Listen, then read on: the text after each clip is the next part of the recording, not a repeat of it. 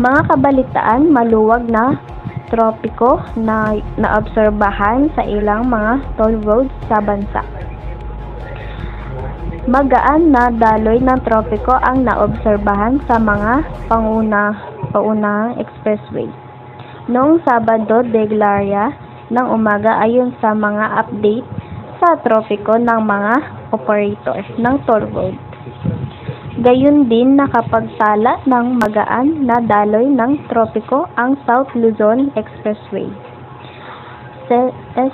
Mula Alabang hanggang Santo Tomas sa magkabilang direksyon.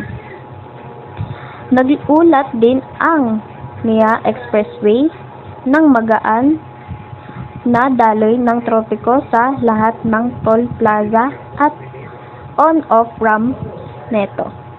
Para sa Skyway, kapwa sa mga seksyong at grade at elevated mula Mag-Alnes hanggang Alabang, na natili ring maluwag ang trapiko. Sa Skyway Stage 3 mula Buendia hanggang Balintawak, naobserbahan din ang magaang trapiko sa mga line na patungo sa Hasilaga at Timog. Bukod dito, naging banayad ang trapiko sa lahat ng bahagi ng Manila-Cavite Expressway at C5 link.